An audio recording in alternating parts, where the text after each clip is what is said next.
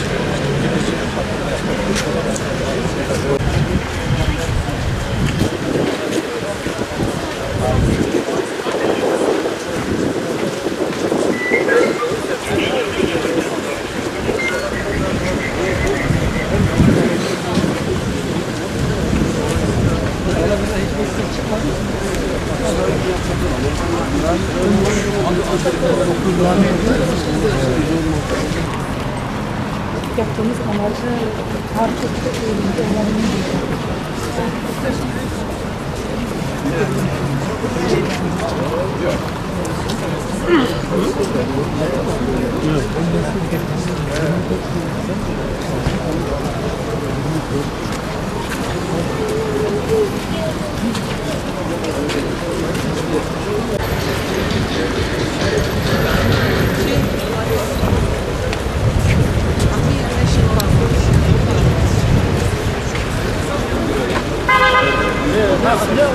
hastaneden çıkmak istemediği için ve hastanedeki hastaları bırakmak istemediği için şehit oldu. Yani bu yaşananları insan duyunca sanki bunlar bir film sahnesi gibi geliyor insana. Yani böyle bir şartta, böyle bir durumda böyle bir şey nasıl yaşanır ve buna da bu kadar 6,5 milyar, 7 milyar insan nasıl hiçbir şey söylemez, nasıl bir şey yapamaz? Buna insan aklı almıyor. İşgalci İsrail'in Filistin'deki işgal, katliam ve soykırım hız kesmeden devam ediyor. Kadın, çocuk, yaşlı, on binlerce insan katlediliyor. Gazze'de insanlık tarihinin en büyük zulümlerinden biri bütün dünyanın gözleri önünde sürüyor. Topraklarını terk etmeyi reddeden yüz binlerce insan bombardıman altında açlık, susuzluk, hastalık içinde yaşam mücadelesi veriyor. Katil İsrail hastane, okul demeden saldırıyor. Her saat en iyimser tablo ile 9 kişinin öldüğü bu amansız soykırımda yaklaşık yarım saat süren bu yürüyüşümüzde de muhtemelen en az 2 çocuk, 2 kadın ve 1 erkek daha şehit olmuştur. Bu hafta yine Şifa Hastanesi önünde iftar yemeği bekleyen kalabalığa ve hastaneye saldırı düzenlendi. Sağlık hizmeti verebilecek tesis neredeyse kalmadı. Buna rağmen meslektaşlarımız ilaçsız, elektriksiz, oksijensiz şartlarda Gazze'li çocuklar için, mazlumlar için canları pahasına sağlık hizmeti vermeye devam ediyor. Gelin hep birlikte Gazze'li meslektaşlarımıza kulak verelim.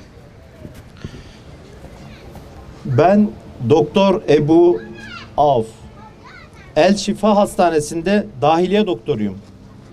Çevremde herkes benim için hayatımı diğer insanlara yardım etmeye ve hastalarımı tedavi etmeye, aynı zamanda yeni nesil doktorlarımıza bildiklerimi öğretmeye adadığımı söylerdi. Annem, babam, eşim Rim, 17 yaşındaki oğlum Tevfik ile 12 yaşındaki kızım Tala da dahil ailemden toplam 12 kişi şehit olduk. Ben Doktor Mithat Sahin, El Şifa Hastanesi'nde cerrahım. 15 Ekim gecesi meslektaşlarıma eve gideceğimi söyledim. Birkaç saat sonra ise evime düzenlenen saldırı sonucu şehit oldum. Meslektaşım Doktor Adnan Alburş benim için bu sakin, esprili ve iyi kalpli insan ertesi sabah hastaneye cansız bir beden olarak döndü dedi. Gazze'de destan yazan, kendi şehadete eren ama insanlığı dirilten kahramanlara selam olsun. Sen kaybedeceksin İsrail, insanlık kazanacak, Filistin halkı kazanacak. Beyaz önlüklerini soykırıma karşı duvar örenler kazanacak.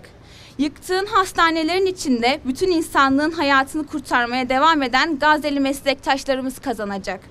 Ve bizler onlarla aynı mesleği yapmaktan gurur duyan, ülkemizde ve dünyada nice savaşlar, afetler, salgınlarda görev almış, üzerine düşeni yapmayı gayret etmiş hekimler ve sağlık çalışanları olarak çağrımızı yineliyoruz.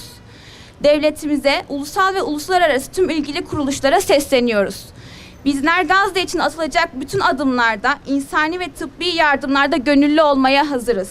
Dünyada nice meslektaşımızın da buna hazır olduğunu bildiriyoruz.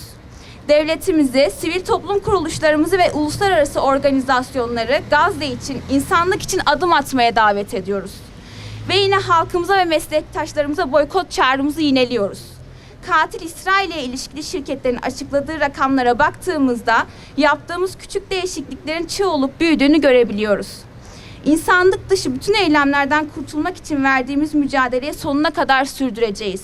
Bu minvalde tüm hekimleri, sağlık çalışanlarını ve bütün vicdan sahibi insanları harekete geçirmeye, bu onurlu yürüyüşte yer alarak zulme karşı durmak adına sessiz yürüyüş kervanımızda ses olmaya davet ediyoruz. Kanıksamayacağız, normalleştirmeyeceğiz, sabırla ve azimle zulme karşı duranlardan olacağız. 2 dakika hem oradaki kardeşlerimizin hem bu doktor arkadaşlarımızın mevcut söylediğimiz şehit olmuş doktor kardeşlerimizin ruhları için dua edeceğiz. Onların isimlerini burada şahitlik edebilmek için söyledik. Dolayısıyla bu 2 dakikamızı inşallah dua ile ve tefekkürle geçirelim ve sonra da sessizce dalacağız inşallah.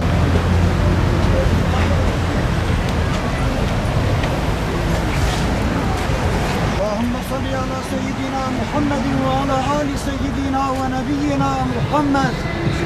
Allahümme ensur men nasaraddin. Allahümme ensur men nasaraddin. Allahümme ensur cuyuşel Filistin. Allahümme ensur cuyuşel Müslimin.